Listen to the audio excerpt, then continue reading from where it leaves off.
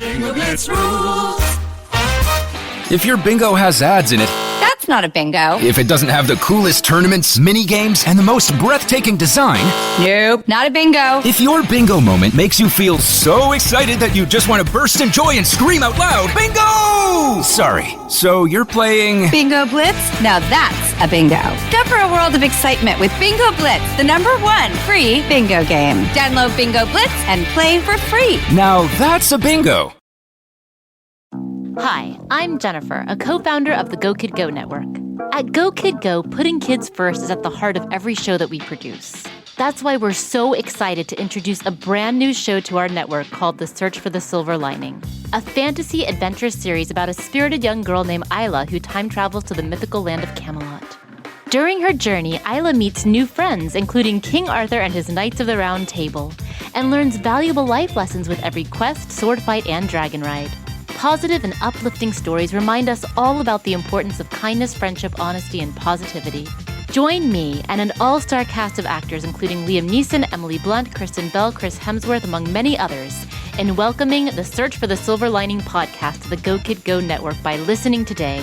Look for the Search for the Silver Lining on Spotify, Apple, or wherever you get your podcasts.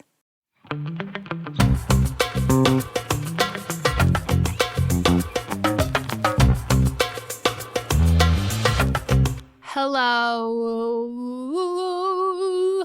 I'm sorry, can you do that again? It wasn't exciting enough. Hello.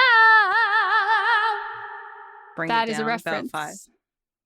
Hello. Do, do, do, do, do. Here Comes the Sun. Is that the song? I feel like it was. Probably. Here Sometimes I just get the comes tunes. sun. Do, do, do, do. Welcome back to another episode of Don't Blame Me. And we are back to doing virtual episodes just for the next couple. I was at a wedding this past weekend as we're recording this. Melissa was at some wedding events and then also upcoming a wedding. So we are Protecting each other. keeping it safe from cooties and the COVID. Mm-hmm. If you are brand new here, this is Don't Blame Me, where we give wonderful, life-changing, amazing advice. We have callers who, guess what they do? They call. They call in, leave voicemails, and then we give amazing advice. And you might be wondering, hey, Meghan and Melisa, those are our names, by the way. How are you qualified to give this fantastic advice?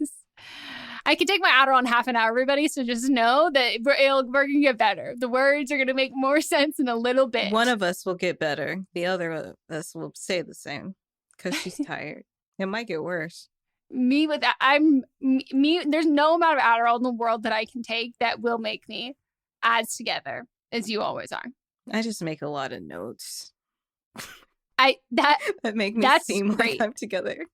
No, and hey, to be fair, then you are together. Seeming like you're together, that's you did it. That's is being true. together. My notes, I've told you this, my notes are like so chaotic. I saw Mods adding to our like group. There's only 2 of us, our shared Your duo. notes app. And he was like putting something in my later tab, and I was like, what are you doing there? He goes, putting something that like we need to do later. And I go, well, no, like that's something you want to do on Saturday. And he goes, yeah, that's later. And I was like, no, later doesn't have like a date. And he was like, what? And I was like, yeah, no, you have to like add a new tab for like what you want to do on priority. Saturday.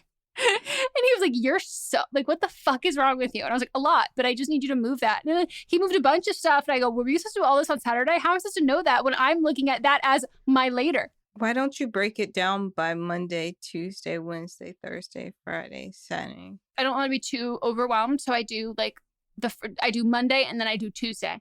I have like 2 days each time. And then I have like Tuesday, Wednesday, then Thursday, Friday. And so this was on a Tuesday and he was wanting to do Saturday. And so I told him he could add Saturday, though I don't like to have a whole week there, but it was okay. And then I added a tab for the weekend. Yeah. I've got mine broken down by days and then have the most, I like stuff like in order by what needs to be done and then like highest priority. And then I know like if I don't get to the stuff on the lower on the list, it's okay. And then I just move it to the next day until I finish it. The game changer for me has been not making anything a priority, like having them all be like equal. When I say like high priority, like don't blame me, like record don't blame me is high on the list because we have to do that. Yeah, we're actively doing it. No, I do that too. Yeah, but not like... If it's timed stuff, I put it at the top because then it happens earlier. That makes sense. Wow, so that was a really wonderful segue to tell you all what this show is. So why are we qualified to give this advice, you might ask? Well, Melissa is a graduate of Harvard, Yale, Princeton, Columbia, and Brown. And you are the first student to ever have a octuplet degree simultaneous from every college at the same time. You did invent the time traveling data for quantum, what's it from Ant-Man? Quantum mechanics, quantum something, the quantum realm. Okay. You are the first graduate student of the quantum realm. So of Ant-Man University, the most underrated Marvel movie. I will stand by that. Like, Ant-Man is so good, and Maud thought I was full of it. He was like, what the fuck are you talking about? I was like, no, it's so good. And we watched it. He goes, wait, this is like hike it up. That charts in my favorites. I was like, I told you. I fell asleep during Ant-Man. You have to go back and watch it. It's so good. But the one you really have to watch, because Mott's was spot on, Moon Knight. Because that has whatever his name is, that when he came on the screen, Mott's goes, I feel like Melissa would like. I was like, in what way? Sexually? Biblically? And then I asked you, and you're like, I do. Oscar Isaac. Yes. That one was really good. His eyes and his jaw and his hair and his lips. So basically his face. He's got a nice face. He's got like that, like when people talk about, ooh, older man, that is one I'm like, okay, that's better for me than like someone with full gray hair. I'm like, ooh. How old is he? 43. Yeah. 43. Yeah. For me, that's not like that much older. So no, I think for you that makes total sense. But like, I was like, I don't know if I would not date someone in their 40s now, but I would be, if you dated someone in their 40s, I would be like, okay, he's cute. It's not, we're not taking like a George Clooney situation. Who's not that he's not cute, but like he's I don't know. I look at him and I'm he's like, Dad? 60 now, isn't he? I don't know. I don't know. George Clooney. He's 61. Oh, yeah. Like he gives me bigger dad energy than like Phil Dunphy. Yeah. Right? Yes. 100% agree. He's only a couple years younger than my dad, so. Yeah. It's weird. It's just weird. Oh, in all actuality, what we lack in credentials, we... Makeup and opinions. Yes, we have so many opinions. Some people say opinions are like assholes. I say opinions are like hair follicles. I'm covered in them and they're constantly regenerating. Are your follicles regenerating or just your hair? That was a painful one for you, wasn't it? No, I was more so thinking about my mind was just my mind is kind of just like running around and then getting paused at some places. And when you were talking about your hair, I was thinking about how you have very fine blonde hair, and when you shave you miss rows, and that's what I thought of.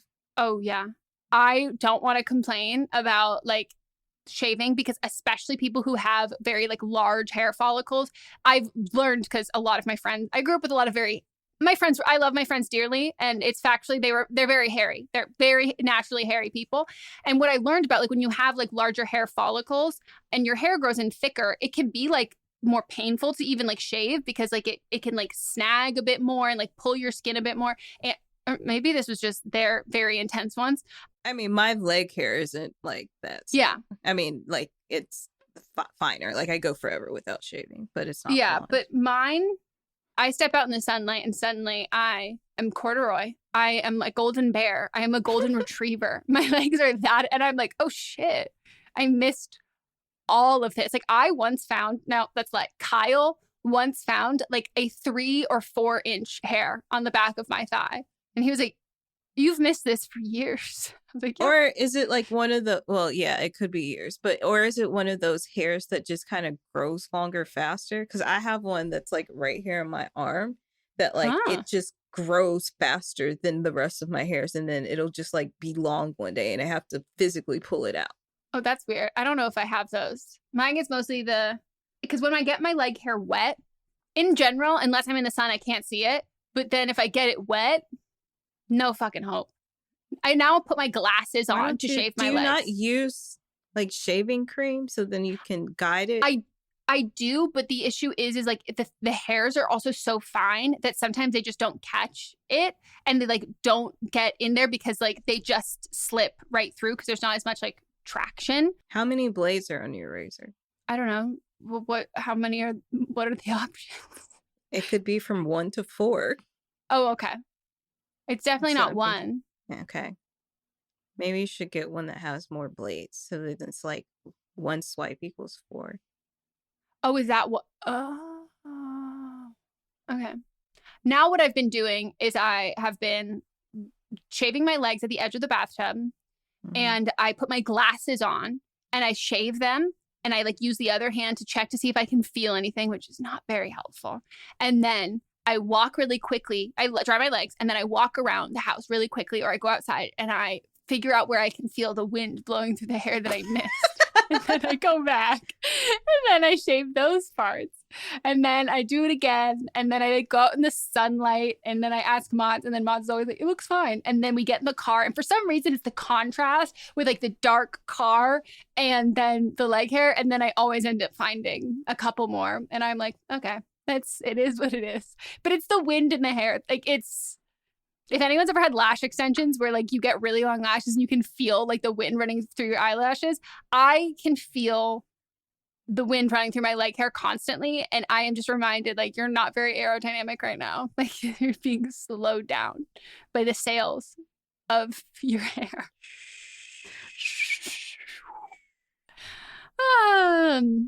That I'm sure gave you so much confidence and faith that we're going to give you amazing advice. I just feel like that really solidified that fact. Sealed it in.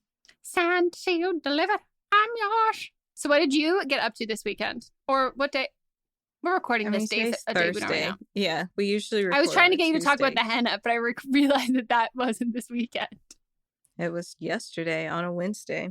So what I got into this week was recorded an audiobook, recorded some podcasts, worked on a pitch, and also yesterday I went to Mehendi for my cousin and we got henna. It's so pretty. And if you are subscribed to our Patreon, you can see it on my hand. For $1 a month? For $1, you get to see hands. DM us privately if you want to see feet. I was gonna say, is there a wiki hand? I think those are just hand models. Like I think it would just be casting agents who are trying to do that. I've had so many people like when I like being like, have you ever considered, not like professionals, but people are like, have you ever thought about hand modeling? Like, do you play the piano? And I was like, my fucking scary, my hands like look like Khloe Kardashian's when she edited her hands and then she looked like Voldemort. Like I have such long, really bony fingers. And I'm like, I could never see myself doing that. Like it would just be creepy.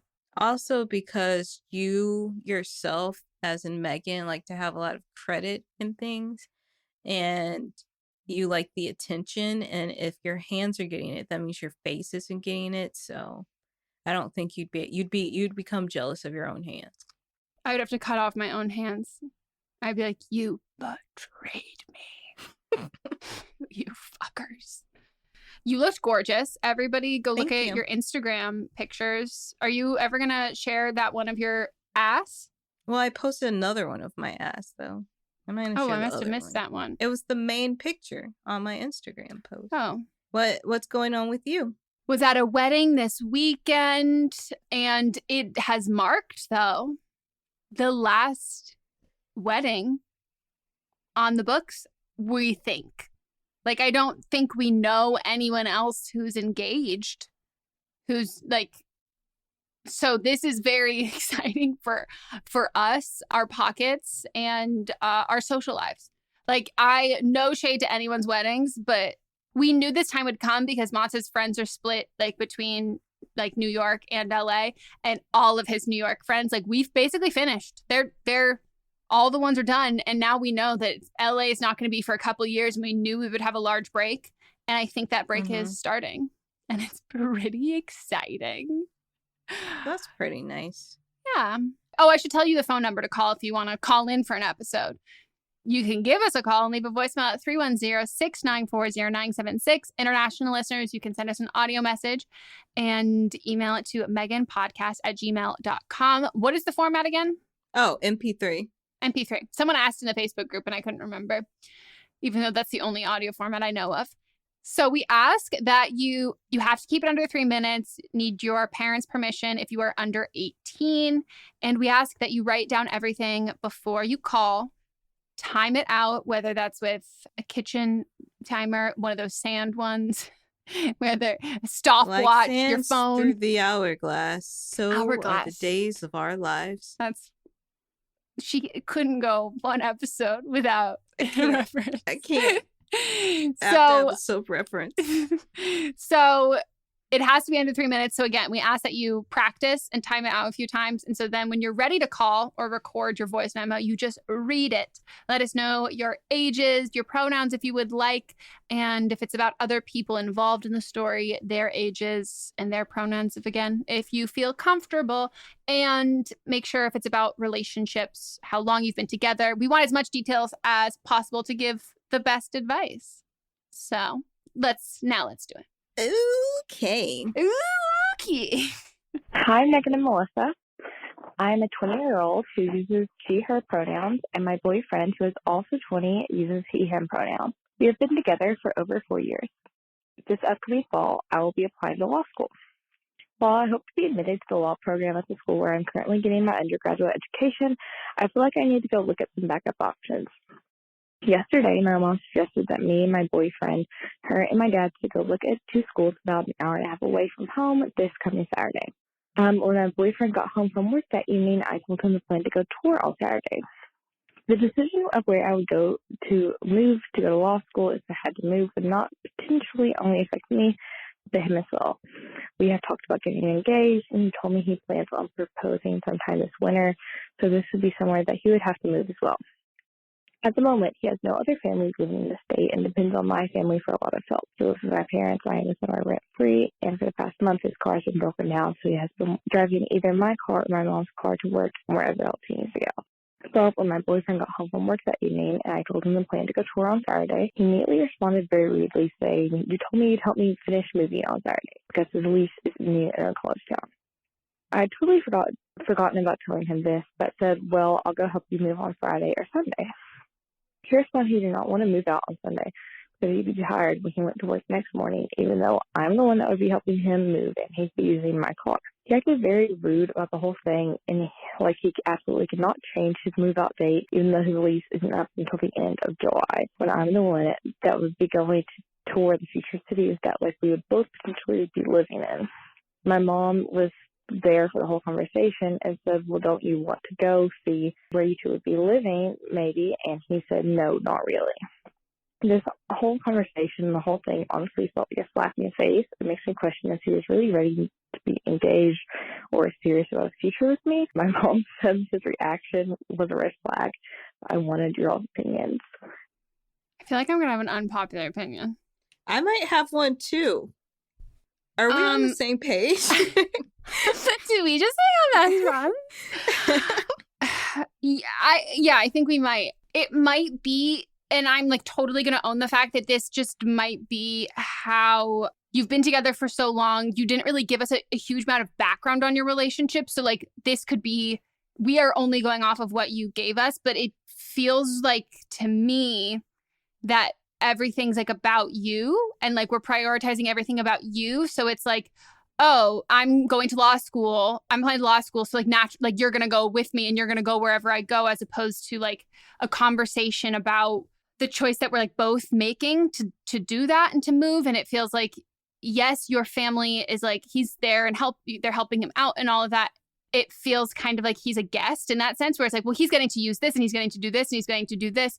And to me, that's not really a great perspective to kind of have, where it feels it feels a little transactional if you plan to have a future with someone like that. But then also he had plans on Saturday that you're supposed to help him move out. and you didn't remember that. And so then it was like, well, we'll just change your plans for my plans. And from an outside perspective, it does just kind of feel like your life is not as important as my life. And like, we'll adjust for, like, you can adjust for me. So like, I don't know. I think I would have been upset and rude too, especially if it's like, you didn't think about the one thing that I had to do. And then when you think about it, you're like, oh, that's fine. You'll just change that. Yeah, to me, I don't think his reaction was a red flag. I think this might be very controversial and people might throw some tomatoes at me. Tomato, tomato, tomato. But someone I knew was about to like make this big step to go to law school, but they had to operate under their mommy's direction. Like, your mom is the one that scheduled this. Your mom is like essentially taking care of a lot of things for both of you. And then she says that it was kind of like everything needed to fall in line with the plans that your mom made. And then when he didn't get in line with what your mom said, then she said it was a red flag, his reaction. That's a good point. I didn't even think about that part. Yeah. So it comes off a little, to me, immature on your part as someone that's about to make this big step into going to law school. I think that your communication is completely off with him. And like Megan said, it seems like your life is more important than he is. And he just needs to do what you say do. And if I had plans to move on a specific day, moving takes so much. You just moved. Moving takes so much out of you. And so mentally and physically. Mentally and physically. So I completely understand why he doesn't want to do it on Sunday, because he's going to be exhausted. He's going to be exhausted and doesn't want to go to work exhausted the next day. I also just think that this, to me, if I were him in this environment, and like you said, like, I didn't even think about that, but like, yeah, the mom calling all of those like shots, I would feel like it was, I was like alone in this. Like, I would feel really like, I would feel like an extreme outsider in that it's like you and your family versus him. And I think that that's a really hard position to be in general. And I think if you can reframe it in your mind from being like, he doesn't have any family here, so like, my parents are so generous and so nice by letting him do blah, blah, blah, and blah. That's a response to a really like hard thing, that he doesn't have family there. And I don't think that that's really being like acknowledged, that we're kind of acknowledging the fact that it's more like, he was like, your family has helped him out so much, but it's like, let's talk about why they did that. It's like, he doesn't have a support system in this state. And so you and your family, if that's like what the role that you're going to take on, then that it needs to be that. And especially when it comes to relationships with like your partner and a relationship with your family, if you see a future with your partner, like, you are a team, you and your partner are a team, and you will be a team with your partner before you are a team with your parents. And like, sometimes you'll have to be a team against your parents in this. And I think for him, it probably feels like it's a team of you and your parents and then him. And I understand, like, I don't know. I also kind of, part of me is like, it's an hour and a half away.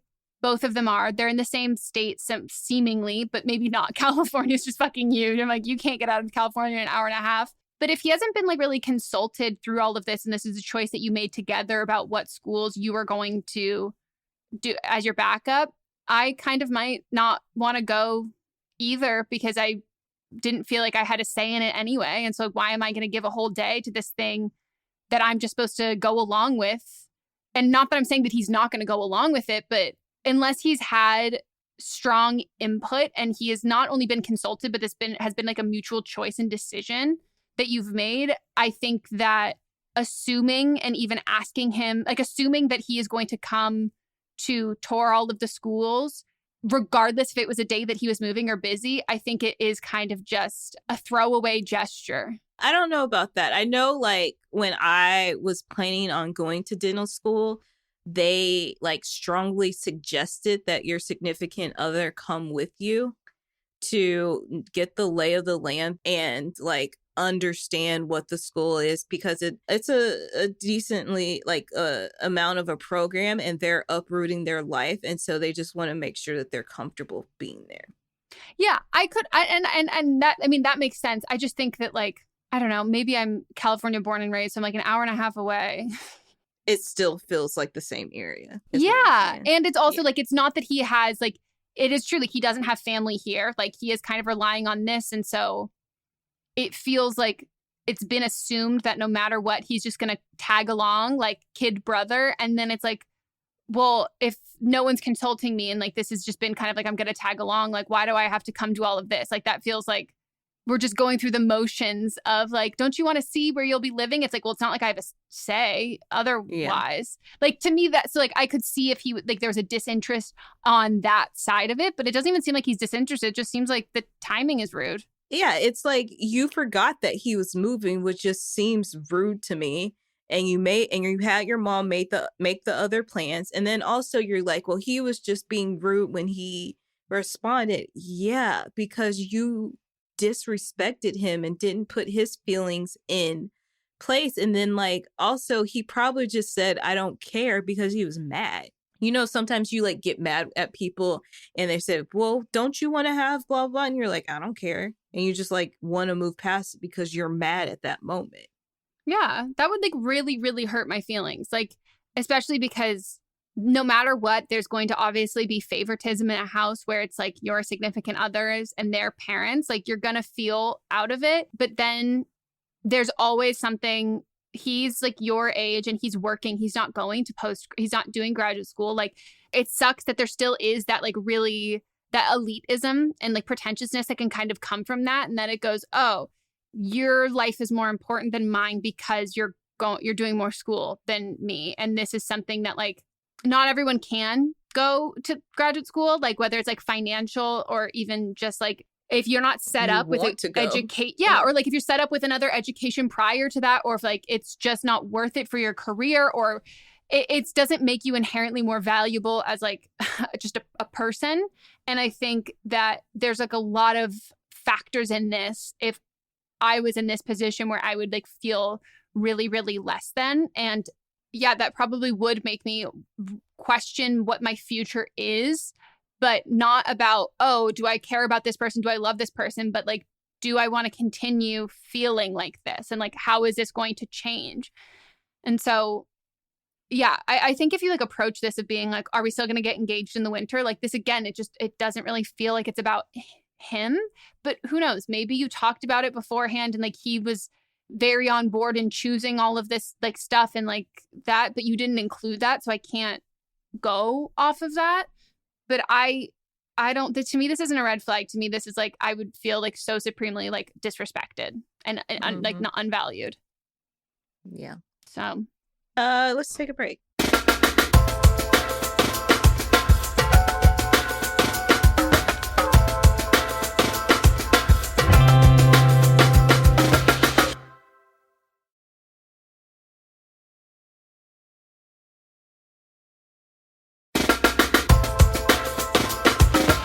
We're back from the break.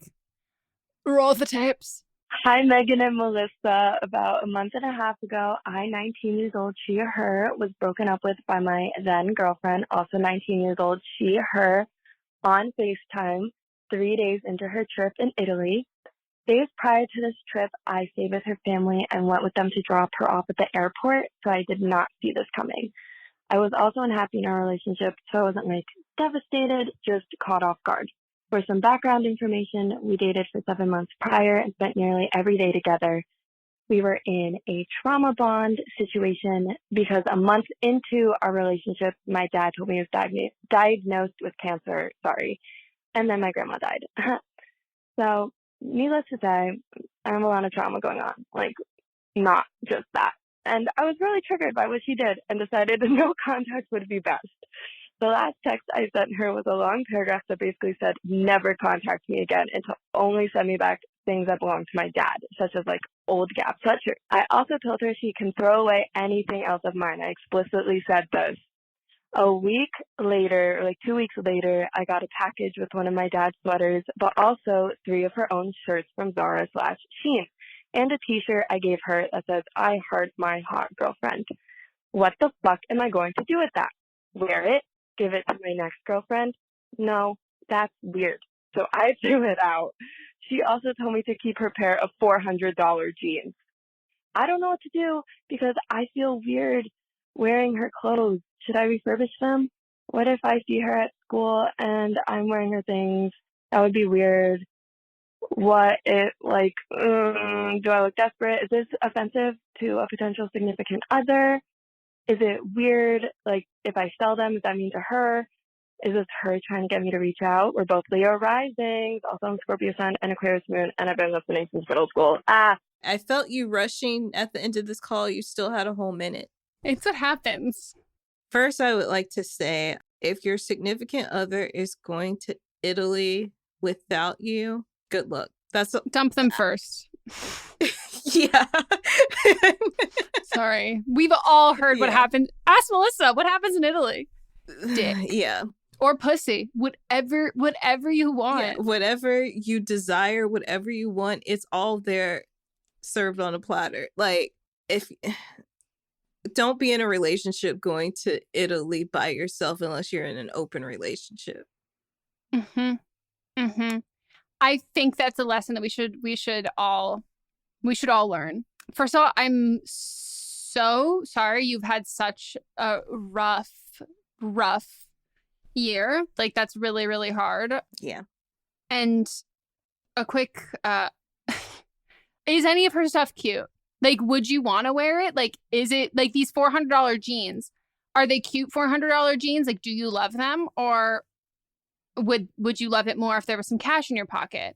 I think that, like, in general, there's like really no clean way to like send people their stuff. Like, there's always going to be a lot of emotions attached to it. And I do think a lot of people will use, like, either ask for things back that are like very personal as like just like as a means to kind of get under your skin. And I also think people give things back that feel really confusing, that make you be like, okay, what? But this is like, what is happening here?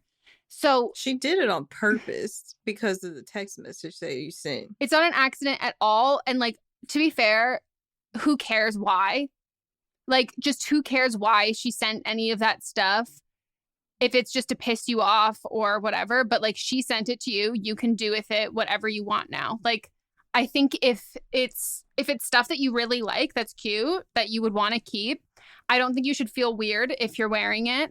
And I think if you see her at school and she brings it up, you're like, oh, I actually don't think this is yours. Like, I don't think so. Like, you can just Who say, are you? It would be like, who are you? I told you never to speak to me again. Why are you talking to me? I don't think we know. Who are you? So like, I think like she fucked you over. So you have free reign to do whatever the fuck you want. And similarly, I think if you want to sell shit, like, it's not even a matter of like, yes, it's if you like these clothes, but it's, would you like them more or would you like cash in your pocket more than this Zara top or these jeans or whatever? And as it goes for like future relationships, I mean, I don't know anyone in any relationship who doesn't have something that's from like, oh, this is a t-shirt that was like, I have like a pair of like boxers I sleep in that it's like my friends, my like middle school friends' sister's ex-boyfriends. Like, that shit just gets like, it becomes like there's no like sentimental thing attached to it. I think that like things that I perceive with sentimental attachment would be like an engagement ring, a promise ring, some jewelry, really not all jewelry, but most of the stuff I would be perceived with a really big like sentimental attachment. It would have to be from someone who you're pining over. You're not pining. So like any relationship that you have after this, I don't think it's really about what things you have from your old relationship, but like your attachment to those things and like what is that attachment. And I don't think you have that. I've got hoodies, I've got basketball shorts, I've got socks. Like, you just, stuff accumulates, and half the stuff, like, I know that they belong to someone. I couldn't even tell you who specifically they belong to. I just know I didn't buy it. So I don't, whatever you choose to do with it, like, if you want it, keep it. If not, donate it or sell it. Do whatever you want with it. Don't attach too much sentimental memories onto something that doesn't have any meaning to it. Well, because you're also trying, like, you don't have those feelings towards these things, but because she's giving you these things, it feels like she's putting that on there. So, like, rebuke that energy. Like, I don't accept that energy if you're putting sentimental value onto these things that you're giving me. Like, these have no sentimental value to me. So just like say fuck it. You know what I'm so sad that I gave back to the guy I was dating in college was these booty shorts that said I heart AE pie. And I know he definitely gave them to like, I forget the frat made them for something. And I was like, I wish I still had those. Why did you have AE pie shorts? Because he gave them to me because that was his fraternity. It was like branding. But okay. I'm sad I don't have them anymore. That's all I'm saying. So I could be walking around in my home with my fiance wearing I Heart AE Pie booty shorts. When you initially said AE Pie, like AE Pie, I was thinking of AO Pie, which is a sorority. So it's like, why did he give you another sorority? Oh, that would be bad. Yeah. That would be really That's why I was wondering why. That's funny though. I'm sorry that so much has happened to you in the last few months, including this person, but I hope that things get better. And you're over this and fuck her. You can make some money off of this or something cute. I'm going to give you some advice. So sell the jeans. I can't picture a single pair of jeans that are worth $400. Unless they're like off-white or like some, like.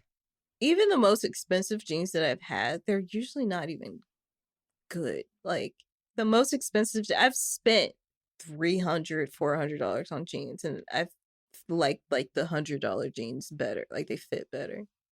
So I just can't imagine them being great.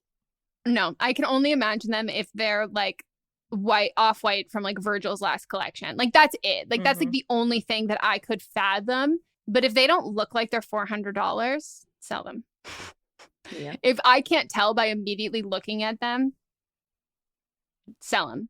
Hi, Meghan and Melisa. First of all, I love the podcast. I've been listening since day one, so just wanted to put that out there. So I need some advice. I am almost 25. She, her pronouns. The person I'll be talking about is 22, I believe. She, her pronouns.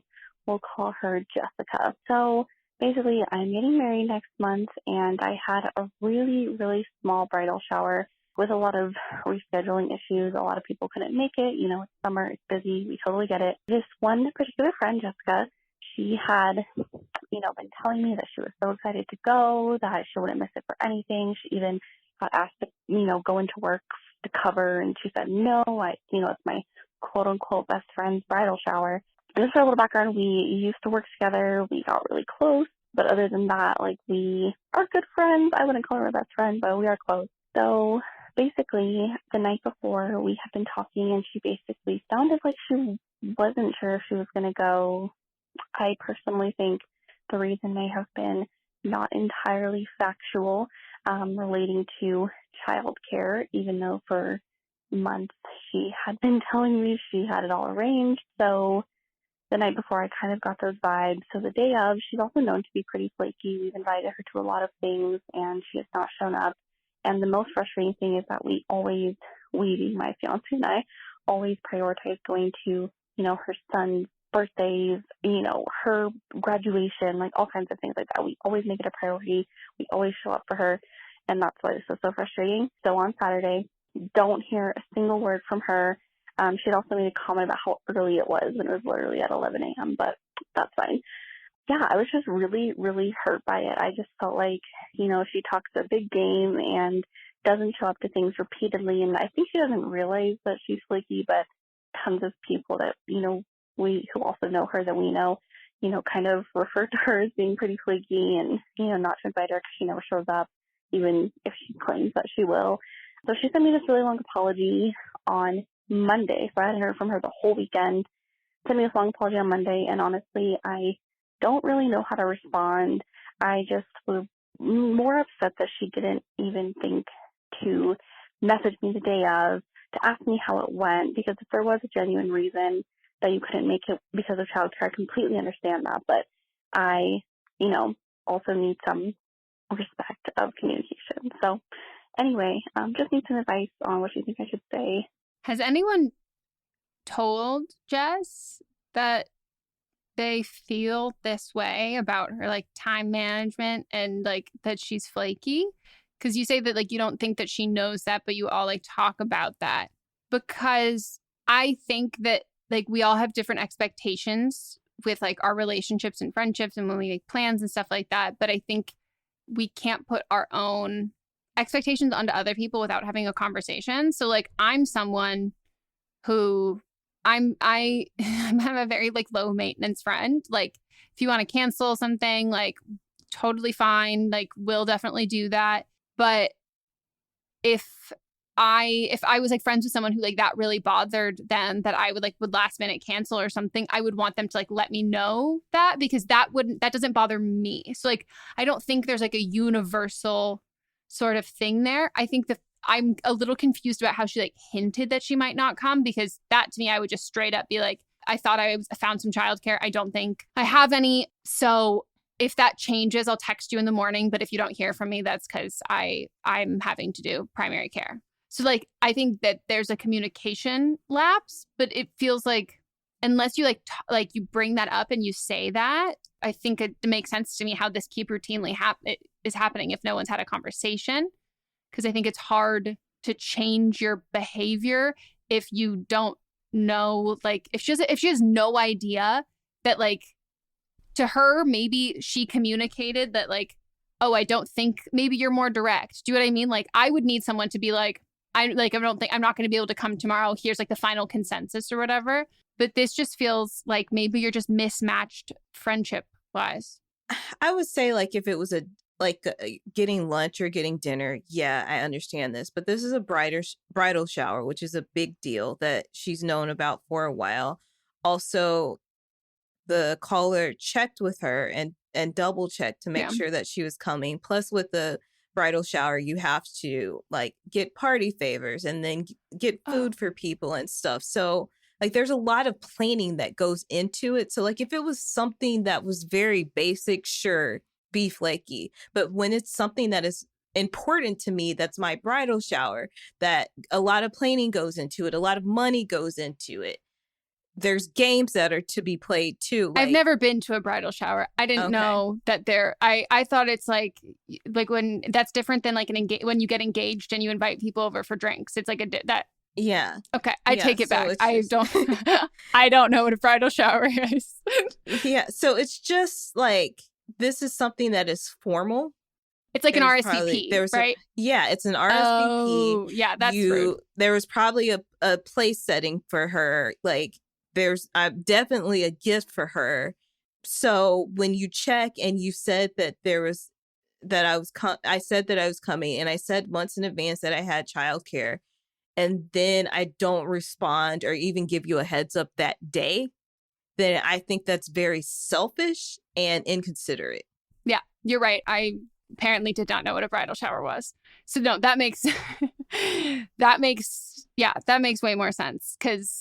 And that makes sense why you would want a text like day of to know, because it's not a pop in, pop out, like housewarming party kind of style thing where it's like, you might see them there, you might catch them, you might miss them. Like it's more structured for that. So you would want to rearrange the table. You would want to that makes way more sense. And usually like the bridal shower is like your closer friends too. So it's not even like it's like everyone. It's probably like your closest friends and like the family, even if it's like your groom or brides, the in-laws, like family, it might be people like you don't specifically know. And then that's also embarrassing too when you've got this set and then you don't have a friend show up for it. Yeah.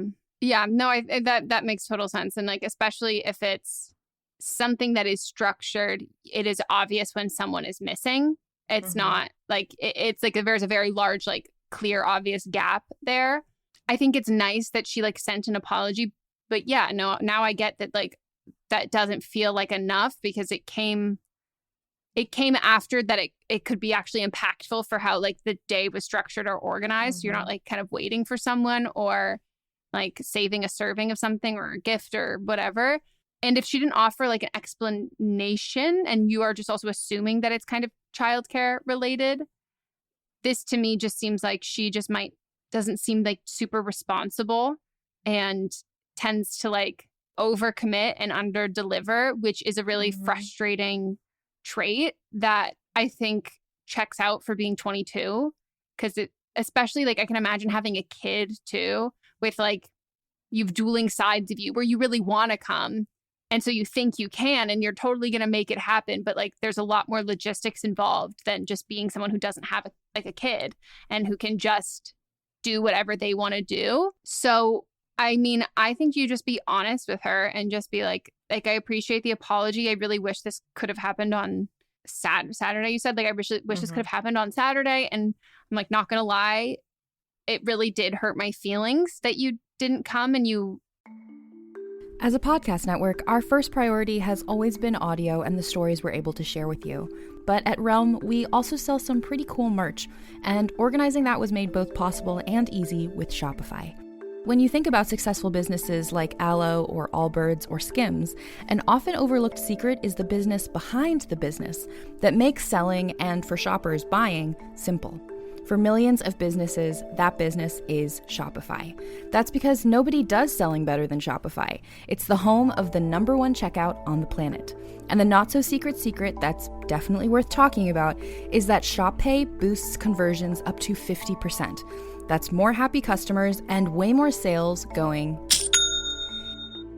If you're hoping to grow your business, your commerce platform better be ready to sell wherever your customers are scrolling or strolling, on the web, in your store, in their feed, and everywhere in between. Businesses that sell more, sell on Shopify. Upgrade your business and get the same checkout we use with Shopify. Sign up for your $1 per month trial period at shopify.com/realm, all lowercase. Go to shopify.com/realm to upgrade your selling today. Shopify.com/realm.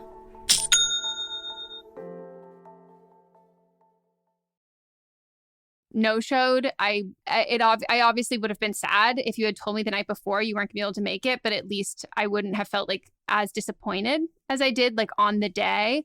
And I understand that like your life has a lot of things up in the air, and like childcare is something that like you didn't say that you had kids. I can't begin to like understand like the logistics of like scheduling that stuff. And I know things come up, but it just really hurt my feelings that it felt like I was kind of like an afterthought after you had committed to come. And I understand if something comes up, but in the future, like I would really like if you could let me know ahead of time, because it is really disheartening when it feels like I can't count on you to say that you're going to be there for something and I look forward to seeing you and then you're not there. And it just makes me feel like our like friendship isn't a priority, and it's okay if you can't make it to everything.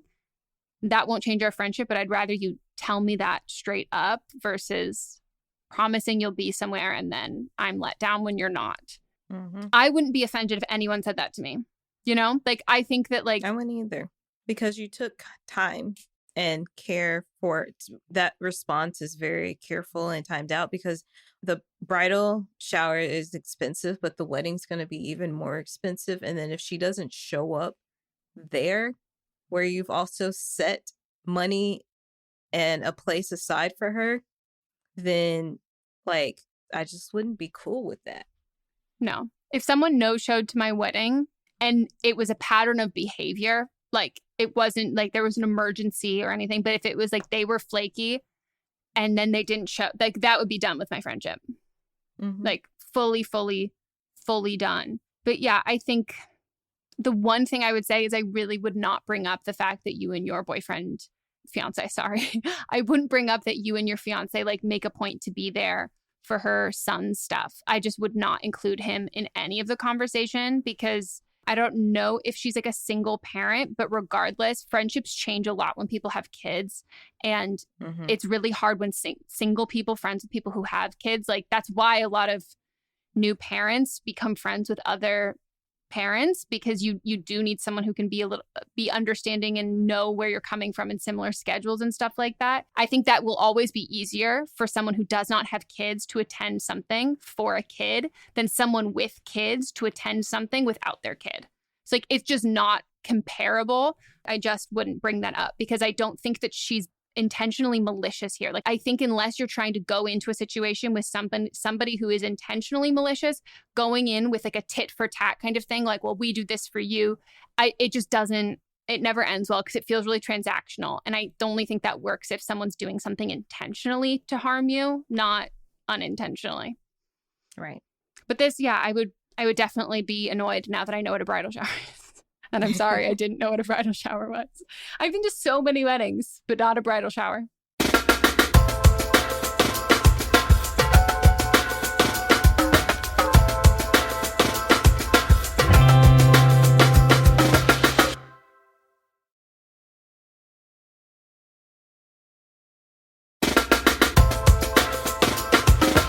All right. So now we're going to get to Don't Blame Them. We're going to have 2 this episode. Ooh.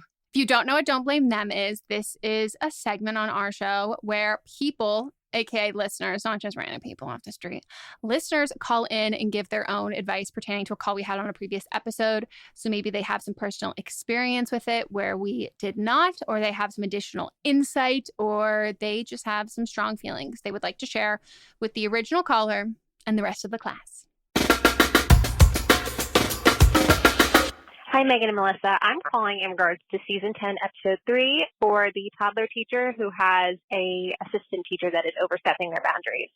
Unfortunately, I have been in this situation myself as an elementary teacher. I often have had educational assistants that have felt like they knew more than I did, and they would overstep my boundaries, and it's very frustrating, and it's unfortunately not a rare occurrence. I do agree with Melissa that this situation is going to solve itself, especially because this teacher is overstepping their boundaries. I know somebody that I graduated with who was pretty much exactly like the assistant that this caller is referring to, and they lost their job because they were not being professional or appropriate in their environment. So I think the caller should keep that in mind. Additionally, though, if it doesn't end up working in her favor, I think it's important to remember that you are the teacher, and there's going to be people like this person that are overstepping your boundaries. And don't be afraid to remind the person that you're working with that this is my classroom. I am the person that directly responds to the families at all times. So if you want to do things in the classroom or you want to plan things, it needs to be run by me first. So I think reminding the teacher of that is very important, the teacher assistant. And if the teacher assistant still does not follow through with that, then that's when you can really get administration involved. Like Melissa said, definitely document the times that she's overstepping and the times that she is being inappropriate and not doing what is in her job description. One last thing regarding the certification, depending on what her position is, she might not even need a certification for it. So before that becomes an issue, just make sure that her role is not a non-certified position, because that could get you into a mess that you don't even want to get yourself involved into. I hope that it works itself out. I hope if this person does remain in the school that they back off and give you some peace, but know that you're the teacher, it's your classroom, you call the shots, and it's okay to advocate for yourself. So I hope it gets better, and I wish you the best of luck in the next coming weeks as you deal with the situation. Thanks. Bye.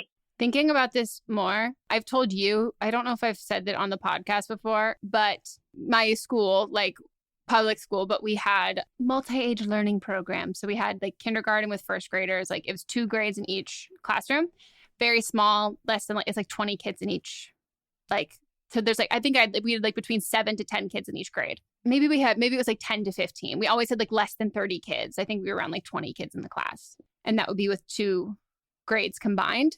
But we had aides specifically for like certain specific students had like their own personal aides who would just aid them, like not the whole classroom.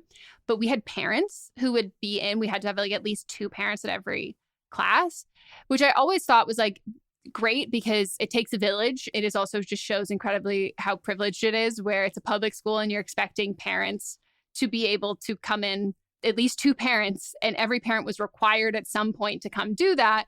You have to have parents who can do that, like career-wise. But I was thinking about like, holy shit, now imagine, like people say that the worst part about teaching, I mean, it's sometimes the administration, like your bosses, but a lot of times parents. Like now imagine that coming from parents who literally know nothing about the specific situations. Like, I think about that now with my like elementary school teachers. I'm like, damn, how did you handle that? And the parents had fucking thoughts and feelings about everything. I have flashbacks of my mother coming. She just sometimes just do pop-up visits into classrooms. And she did have thoughts and feelings about things. Also, my grandmother, who was, I mentioned before, she was a teacher for the blind. And when she would always come for Grandparents' Day and have a lot of thoughts and feelings too. So I understand. I loved when people's grandparents would come like this. I was upset because I didn't have like grandparents who lived close by, but I loved it. Like this, I was like, this is so fun. My grandmother is very great woman. I take a lot after. I look exactly like her, but I also take a lot after her. She's a very proud, sophisticated woman who can tear you down with her words, but you don't realize it. Very sharp tongue. A nice Southern woman. Yeah. But like bougie too. Oh yeah. So it was like she came dressed to the nines to the classroom. So it was very, I'm sure, intimidating for the teacher. And I would have loved you that before though. that she was like always the smartest person in the room. Yeah. Always. I was obsessed with glamorous grandmas. Mm-hmm. So much. You know what Sydney's and Jerry's mom wants to be called when she's a grandma? Glammy. She wants to be a glam grandma. That's what Nene Leakes is called, Grandma. That checks out. Mm-hmm. So shout out to teachers. We talk about it in this week's episode of But Am I Wrong? But sending teachers so much. I feel like the government should also give teachers at-home punching bags and gym memberships so they can like get their aggression out. Agree. The patience. Hey guys, so I am a Don't Blame Them for I don't know what series, but it was the most recent episode 3. There was a caller struggling with their career, having just gotten a job in their industry, is feeling really underwhelmed and not sure if it's right for them. I just want to say that I was in that very same position 4 years ago. I had graduated uni, landed my first paid job in the industry, which for me is the music industry, and it was really, really tough. I'm not going to lie, I thought I was on top of the world. I thought that I had all of the skills and that I'd gained all of the knowledge in university and through the multiple unpaid internships that I had done. I graduated with a Bachelor of Entertainment Management, and my first few months at this job, I just thought, why on earth am I here? It doesn't really seem like I'm contributing to the greater good, and I wasn't using my level of expertise to its full extent. So I had to consider what was important to me. I've learned over the past 4 years that I'm always going to be a cog in the machine, whether I'm an entry-level administrator or whether I'm the CEO. I never have stopped learning, and I was really naive back then to think I was deserving of something greater.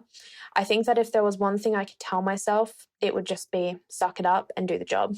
I made the decision to do exactly that and stick around for at least a year. I'm so proud I did.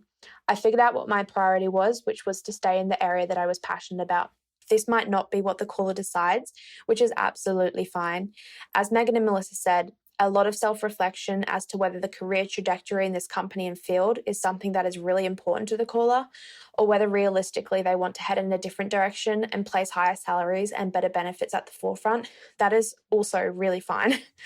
Circling back to skills and knowledge though, prior to my first admin job, I worked at Macca's for 7 years, and so my first few weeks in an industry paid job, I cannot tell you how bored I was. I was completing all my tasks before 10:30 and asking for more, and it was dirty work, like emptying the dishwasher, setting up board meetings, and sorting mail.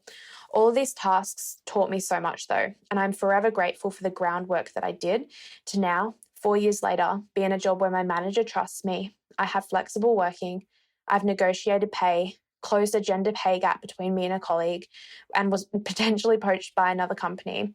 And I get to work with artists and help them, which is important to me.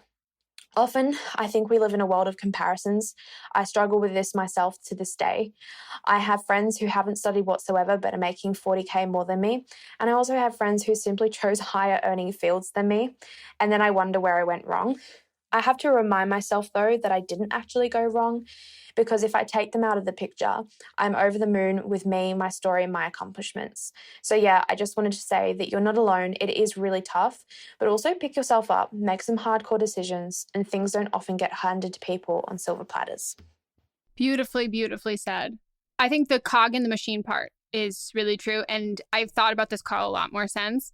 And I don't think anybody in any position, similar to what she said, like from an entry level to a CEO, you will never every day be using your degree and all of your expertise to the best, like to the fullest extent, because you would implode. Like it's just not physically possible. Like operating at a level of being like, I want it to be everything that like I'm using all of that stuff. Like it's not sustainable. And like if you go into a job, I think in general with that, then no matter, like you're never going to be paid or treated to equate to putting 150% out constantly. And like to be using all parts of all of that stuff, like the cog in the machine part and the boredom and stuff, that sucks. But if you think of the alternative is not sustainable and people take advantage. And no matter what position you are, you should never be giving every single thing that you have to your job, because then you will be left with absolutely nothing and you're never going to be accurately compensated or rewarded for giving all of that. And I think that hustle culture has made us feel like that and made us feel like the degrees that you earn need to be used every single day. Like, to be fair, I think most undergrad degrees are hoops to jump through and to get into these jobs and get into these rooms.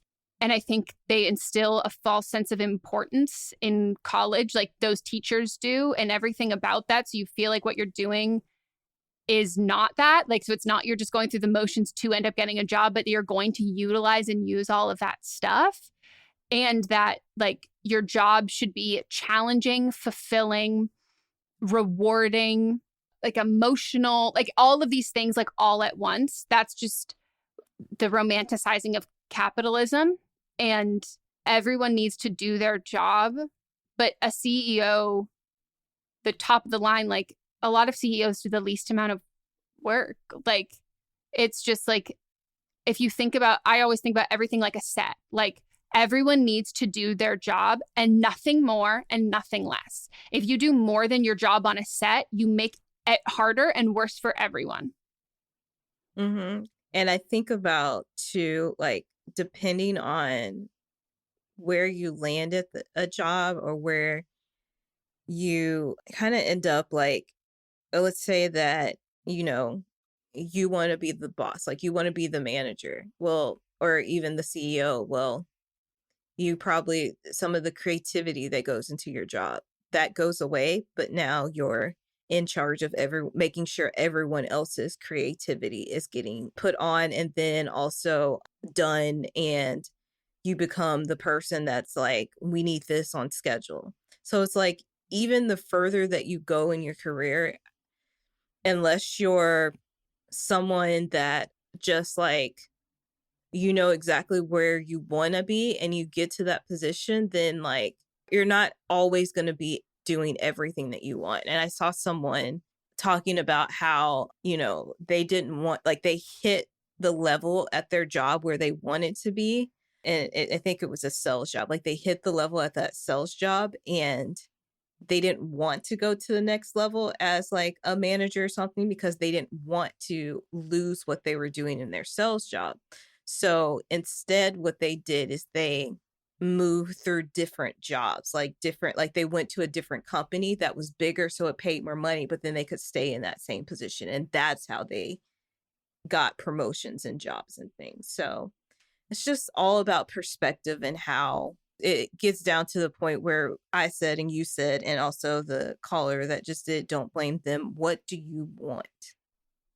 Yeah. And knowing that you can't just have these grandiose dreams of what you think you might want without putting the work in to get there. Unless you find a billionaire and marry them. And With something like 5 million podcasts, finding a really good one can take a ton of time. So let me recommend one. It's called Something You Should Know. I'm the host, Mike Carruthers, and in each episode, we discuss topics that can be really helpful, like how to read people better, the psychology of crowds, or fun things like the story of Legos, or why you probably wouldn't be here if it weren't for horses. Something You Should Know is the name of it, wherever you get your podcasts. Then take their money. Yeah. And it becomes your money too. That's not a bad thing. But I will say, it's not a bad thing at all. But if anyone listening lands himself a billionaire, it is your responsibility to Melinda Gates the situation and donate. So you can live comfortably for eternity and all of your children and grandchildren, but that you're no longer just a billionaire. Because same with Mackenzie Scott. She did the same thing. And last piece of advice, I constantly tell Mods, which he has never taken from me, but I think everybody should do this in general. I also love the anti-work subreddit, where they people talk about how it's really wonderful, for workplace confrontation, how people hold boundaries with their bosses and all of this stuff. It's really, I hope CEOs and employers look at that to see how they are treating their employees and stuff. But if you go into a job performing at 100%, that 100% becomes 50% in a week. And you can never do enough once you've done that. So setting everybody's expectations and standards for your performance and knowing that nobody at the company where you work is doing 100% ever. And that's just what it is. And so if you look around and you see that you're the hardest working person there, that is something that you need to change. That is not what everybody else needs to change. You need to meet everyone. You need to meet where other people are at, because again, you will never, ever be accurately compensated for bleeding yourself dry. You just won't. If you see someone doing the bare minimum and they're getting paid as much as you, all that tells me is you could be that's what you could be doing. That was the biggest advice that my dad gave me. One of the first jobs I had, I think it was a job I had in college, but it was still a corporate job. And I was telling him how I was getting all my work done earlier than anyone else and blah, blah. And he said, why? They're making the same amount of money as you are. Don't burn yourself out. Don't do more than what's given to you, because they don't care. Because the thing is, if you're doing that much in that position, then they're going to want to keep you in that position, because then they think that you're the best at this. So why would I promote you? Yeah. And it's going to be harder for anyone to get raises. And then everybody, they're going to expect new hires to do more than what their job is, what is asked of them. And then doing more than what's asked of you then becomes expected, and it's not accurately paid. And it's not just for you, but it happens to the other people who've been hired.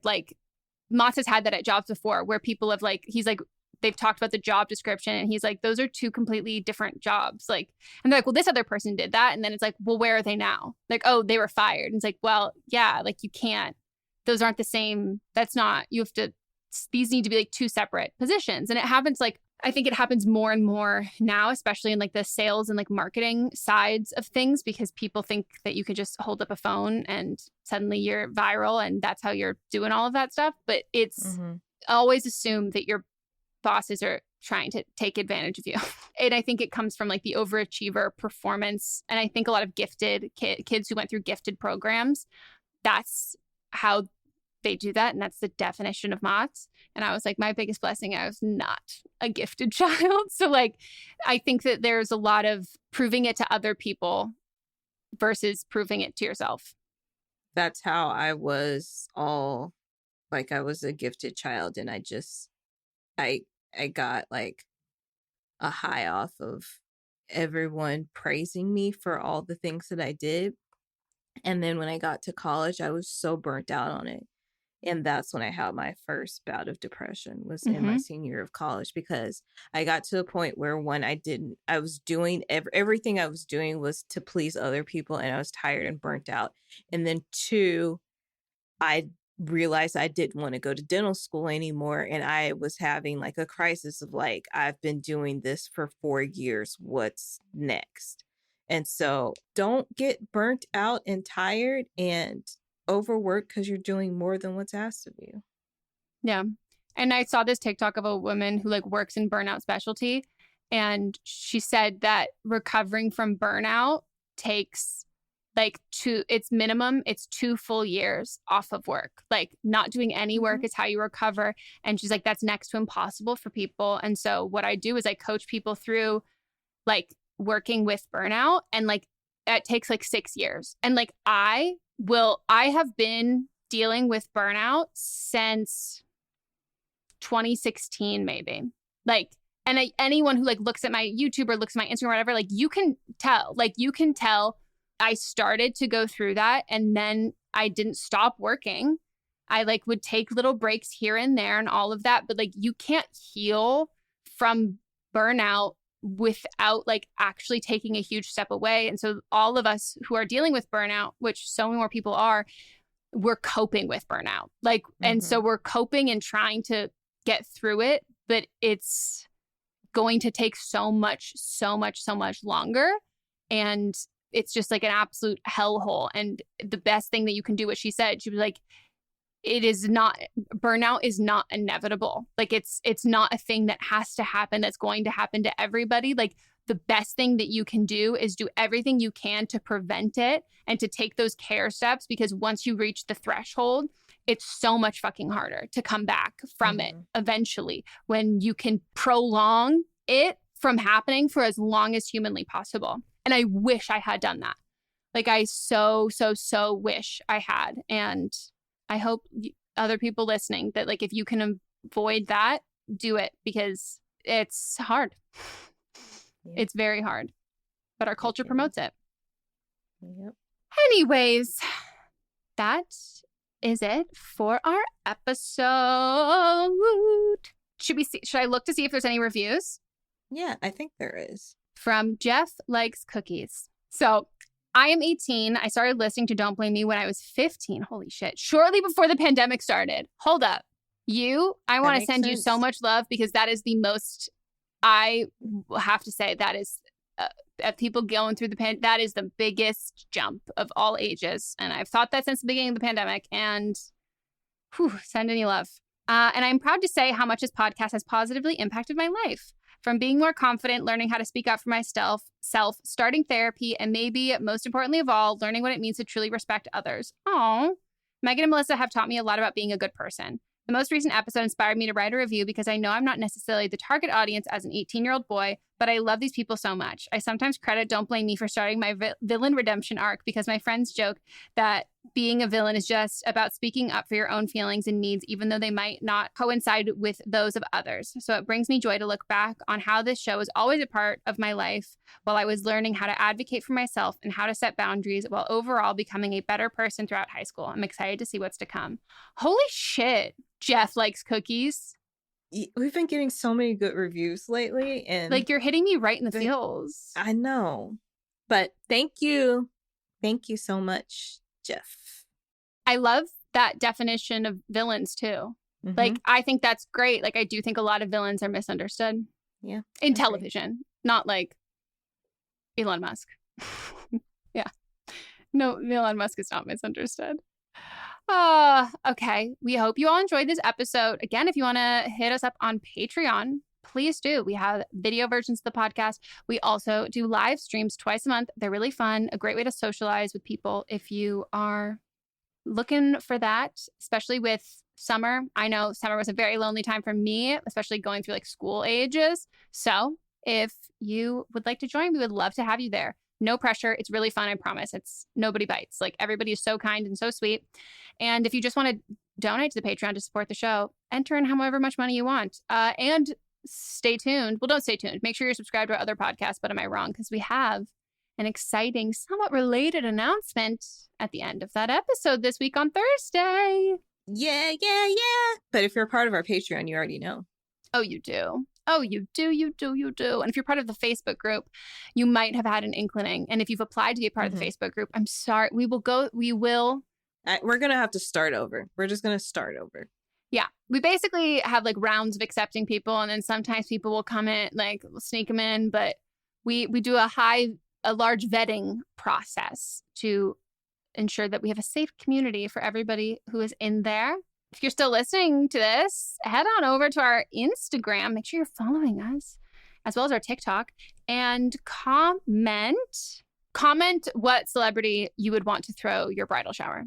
Oh, that's a good one. Because I think the only answer is Oprah. Like, bridal shower specifically.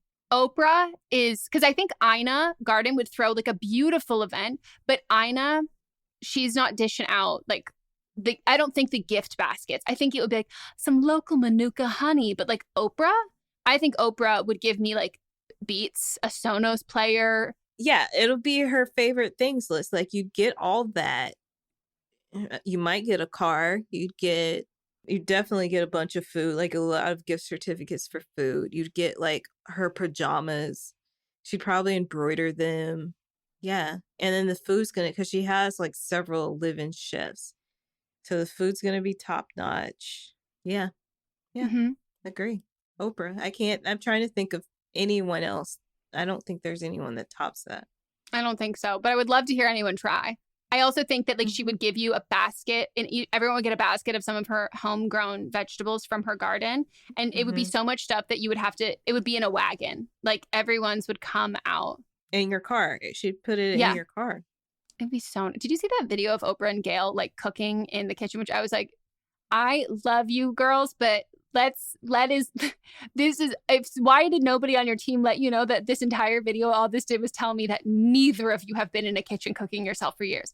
It was like Oprah does, like she does cook in her kitchen. Maybe it was this specific kitchen, but it was the gas burner was just trying to light. So you just hear like the tick, tick, tick, tick, tick, like through the entire video. And I was like, how did nobody stop this? It's at the forefront. Like it's so loud. So I wondered if maybe like, you know, a lot of such. What's up, everyone? It's Noah Daniels. Hey, y'all. I'm JJ. Hey, guys. It's Kat. And we're your hosts of the Real Hauntings podcast, where we bring on guests who share their first-hand encounter ghost stories and supernatural experiences. Now on to the trailer. I've been warned to not tell this story, but I think because of the way it ends, it's okay to tell this story, because some people say that with certain entities, to like speak of them or talk about them or in any way like portray them as powerful will attract them to other people. The creepiest thing about it to me is a lot of times it would wait for me to notice it. Like it would just lay its arm out like this, and then I'd be like, where is it? Where is it? And then I'd see it, and then it would just slither back. For more information on the Real Hauntings, Real Ghost Stories podcast, make sure you check out real.fm to learn more about our podcast and many other amazing podcasts. Like very wealthy people like that, they have their personal kitchens, and then they have like the chef kitchens. And so I was like, I cannot imagine you've cooked in this kitchen a lot. Maybe it wasn't even hers. Oprah says that she makes a point to cook at least once a week. Me too. So Oprah, she is just like us. That's it. We will leave a review. And okay, I'm done talking. Is that it? Yeah. Goodbye. Bye.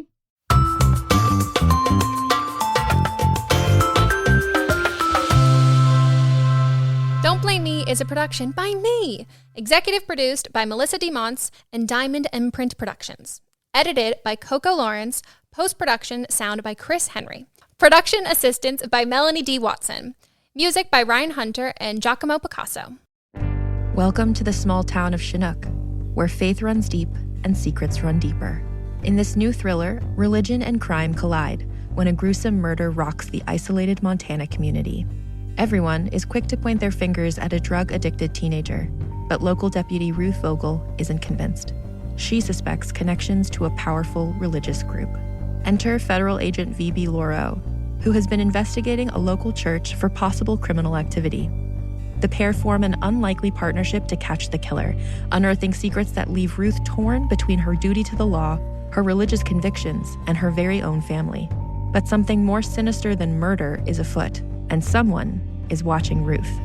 Chinook, starring Kelly Marie Tran and Sanaa Lathan. Listen to Chinook wherever you get your podcasts. Hi, I'm Jennifer, a founder of the Go Kid Go Network. At Go Kid Go, putting kids first is at the heart of every show that we produce.